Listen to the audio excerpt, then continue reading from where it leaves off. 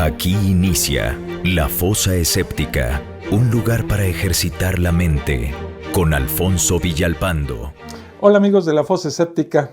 Los creyentes religiosos aseguran temerariamente que la fe que profesan no le hace daño a nadie, que es incluso de muchos y variados beneficios para toda la humanidad. Bueno, algunos orates creen firmemente que la oración cura enfermedades, detiene huracanes, previene sismos, te ayuda a encontrar trabajo, las llaves del coche o salir de una complicada situación económica. De plano te ayuda en todo. Sin embargo, la evidencia no sustenta estas absurdas creencias.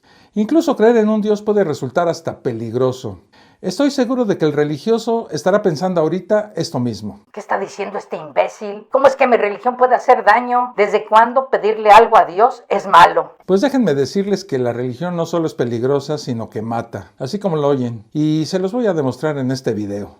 Pero antes les recuerdo suscribirse al canal y activar las notificaciones, y los invito a integrarse al grupo de Facebook. Para que lo puedan hacer, les dejo la liga en la descripción de este video. Dicho lo anterior, a lo que vinimos. La irracionalidad religiosa presenta profundas implicaciones y riesgos para la vida de las personas, incluso para aquellas que no profesan ninguna religión, o sea, agarra parejo. Uno de los aspectos más peligrosos de las creencias religiosas, creencias todas basadas en la ignorancia, el fundamentalismo y la fe, tiene que ver con los graves problemas de salud pública que generan. Para demostrar esto, hagamos un viaje a la Edad Media, donde el mundo conocido fue asediado por innumerables enfermedades. Por solo citar un ejemplo, en el siglo XIV, Europa padeció el terror al ser consumida por una pandemia de peste negra que, a pesar de las oraciones de millones de personas, acabó con la vida de un tercio de la población del mundo conocido. Esta enfermedad viajó al viejo continente desde el norte de la India, se extendió por Oriente Próximo, llegando a Italia y de ahí a Francia, la península ibérica, Gran Bretaña, Suecia, Noruega y luego rebotó hasta Rusia. Hay que hacer una aclaración muy importante. En aquel entonces, pues la humanidad vivía en un mundo mucho más grande que hoy en día. Y no me refiero a que el planeta fuera físicamente más grande, sino a que las migraciones, si bien eran frecuentes, pues eran muy complicadas. Las distancias que hoy se recorren en horas, en aquel entonces se hacían en meses. Un viajecito sencillo se convertía en una travesía de muchas horas, ya fuera caminando o para algunos afortunados a caballo. Hay que decir también que la población mundial era mucho menor y las personas que viajaban pues no eran tan numerosas como lo son ahora. Sin embargo, la peste negra logró, en esas condiciones, llegar en menos de un siglo desde la India hasta Noruega y de paso acabar con la tercera parte de la población. Pero el arsenal de estas calamidades era variado y sumamente peligroso, ya que no se contaban con los beneficios de vacunas y medicinas. Así que enfermedades como la viruela atacaban al ser humano con más violencia que un cobrador a fin de mes. Se sabe que la viruela mató a más personas que todas las demás enfermedades infecciosas juntas. En el siglo XVII, el médico británico Edgar Jenner, que aparece en este momento, observó que los campesinos que ordeñaban vacas contagiadas con la viruela de alguna manera no la contraían. Puso a trabajar todas sus neuronas y se puso manos a la obra. Después de una corretiza que le tomó varias horas, por fin pudo agarrar a un niño al cual le inyectó una muestra extraída de la mano de una granjera de muy buen ver, que se dejó hacer todo por el doctor. Incluso dejó que el doctorcito le sacara un poco de sangre infectada con la viruela de las vacas para luego volver a corretear al mismo jovencito y aplicarle esa sangre infectada. Algunos días después volvió a corretear al mismo joven y le inyectó la viruela. Pero este chamaco correlón asombrosamente no desarrolló la enfermedad. Lo que desarrolló el joven, básicamente, fueron unas tremendas ganas de romperle el hocico al doctor. Este exitoso experimento fue el inicio de una de las revoluciones médicas más importantes de la historia de la humanidad. Jenner, por medio de la observación, el análisis, el pensamiento racional, la ciencia y las corretizas, había descubierto la vacunación, salvando decenas de millones de vidas, vidas que la oración no habría podido salvar jamás, pues la tasa de mortalidad de la viruela era hasta de un 30%. Sin embargo, esta aterradora enfermedad, que daba más miedo que una visita de la suegra, no fue erradicada del planeta sino hasta 1980, por medio de un agresivo programa de vacunación llevado a cabo durante el siglo XX. Ahora vemos con miedo cómo grupos de idiotas en los Estados Unidos han manifestado su repudio a la vacunación, la mayoría por motivos religiosos. Y la viruela ha vuelto a causar la muerte de muchas personas, principalmente niños. Así de idiotas los vuelve su fanatismo religioso. El descubrimiento de Jenner fue el primer paso para el desarrollo de otras vacunas como la de la rabia, la de la tuberculosis, la fiebre amarilla, la tosferina y entre muchas otras, la de la poliomielitis. Esta última enfermedad producida por el poliovirus afecta el sistema nervioso central. Puede causar inflamación en las neuronas motoras de la columna vertebral y el cerebro, y llevar a la parálisis, la atrofia muscular y producir incluso malformaciones. Ataca principalmente a niños entre 4 y 15 años, pero puede ser prevenida por medio de la vacunación. Pero una cosa sí podemos afirmar, es la ciencia la que cura. Nunca ha habido un caso documentado de curación por el misterioso poder de la oración. Diversas instituciones de carácter internacional, como la Organización Mundial de la Salud, la ONU, la UNICEF, han encabezado y promovido campañas de vacunación contra la poliomielitis en todo el mundo. Su objetivo era, y es, que esta enfermedad fuera la segunda erradicada del planeta en el año 2005. Pero a pesar de haber invertido inmensas cantidades de dinero en esta causa, tristemente fueron derrotados. El virus tenía aliados muy poderosos, aunque imbéciles. Esta campaña masiva comenzó en 1988, cuando había 350,000 casos de la enfermedad y 125 países aún tenían polio. Parecía que todo el mundo se había unido para derrotar a esta terrible enfermedad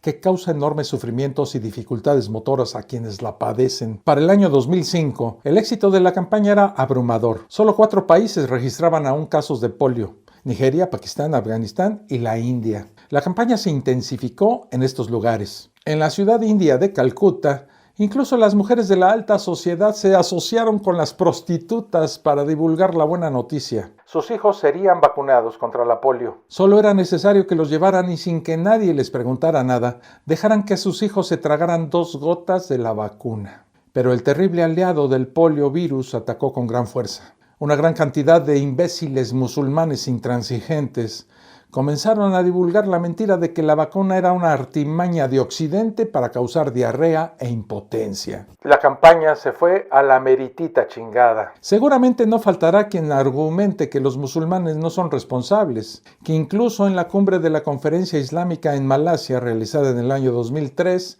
los jefes de Estado de 57 países se comprometieron a acelerar sus esfuerzos para erradicar esta enfermedad. Pero una cosa es lo que dicen los políticos y otra muy distinta es lo que hacen, todos lo sabemos. Los líderes religiosos musulmanes obligaron a sus fieles a oponerse a la vacunación. En Pakistán, por ejemplo, los padres de 24,000 niños se rehusaron a vacunarlos en enero del 2020 debido a los rumores de que la vacuna causaba esterilidad. De esta manera, una enfermedad que no conoce fronteras ni hace distinciones de raza, religión, sexo o nacionalidad, como todas, está aún muy lejos de ser erradicada. La polio es un problema global con el que de todos deberíamos estar comprometidos, porque un solo caso podría multiplicar la enfermedad nuevamente. Un caso patético es Nigeria, que fue declarada temporalmente libre de polio por la Organización Mundial de la Salud. En el año 2017, un grupo de religiosos musulmanes emitió una declaración en la que afirmaba que la vacuna contra la poliomielitis era una conspiración de Estados Unidos y de la ONU para esterilizar a los verdaderos creyentes con un propósito genocida. Meses después, la polio había vuelto a atacar la región, a la vez que peregrinos nigerianos la habían diseminado a 12 países entonces libres de polio, entre ellos Yemen, país que está a más de 2,000 kilómetros de Nigeria. Además del problema que representan las constantes migraciones desde países que aún no han erradicado la enfermedad, el crecimiento del Islam y su asentamiento en otros países implica que estas creencias medievales y conspiranoicas también se esparzan incluso a países que han abrazado la racionalidad, como Estados Unidos e Inglaterra. En este país, en Inglaterra, el jefe de la Asociación Médica Musulmana se dirigió a los musulmanes diciendo que es contra el Islam vacunar a los niños, pues de acuerdo con este imbécil, muchas vacunas contienen alcohol, sustancia prohibida para los musulmanes, y que además los gringos le ponen a la vacuna partes de animales que no fueron sacrificados a través de un ritual. Cuando este idiota, del cual se esperaría un conocimiento mayor en temas relacionados con la vacunación y la inmunología, se pone a hablar de partes de animales, se está refiriendo a células o incluso proteínas extraídas de células procesadas posteriormente en un laboratorio. Para que vean el grado de imbecilidad al que puede llegar un fanático religioso religioso. Lo más lamentable es que la situación no tiene ni cómo mejorar. Los niños víctimas de la polio son considerados mártires, pues según la Sharia, encontrar una cura para una epidemia antes de que suceda está prohibido. De esta manera, el comportamiento irracional e inmoral de los padres es premiado por la comunidad islámica, que ve al niño como un héroe al padecer en el nombre de su religión. Sin embargo, no solo los niños del mundo islámico son víctimas de la ignorancia religiosa, la paranoia y la falta de raciocinio de los guías espirituales islámicos. Con las migraciones masivas, las facilidades de desplazamiento que nos ha dado la ciencia, la superpoblación, especialmente en países pobres, y el número creciente de creyentes en el Islam, todos los niños del mundo están en riesgo y los esfuerzos de las organizaciones humanitarias, que son por definición neutrales en los conflictos político-religiosos, serán en vano porque hasta que no se haya vacunado al último niño del planeta y pasen varios años sin nuevos casos de polio, no se podrá declarar al mundo un lugar libre de esta enfermedad. Hoy la victoria se ve todavía muy lejos por culpa de la irracionalidad de la religión islámica. Pensarán algunos que solo los fundamentalistas musulmanes representan un problema para la salud pública, pero no, amigos. Las posturas ignorantes, dogmáticas, fundamentadas en mentiras, no son exclusivas del Islam. Las religiones cristianas también representan un problema y una amenaza. De eso hablaré en otra minifosa. Esta ha llegado a su fin.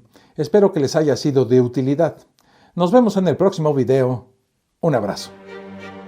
Esto fue La Fosa Escéptica, un lugar para ejercitar la mente, con Alfonso Villalpando.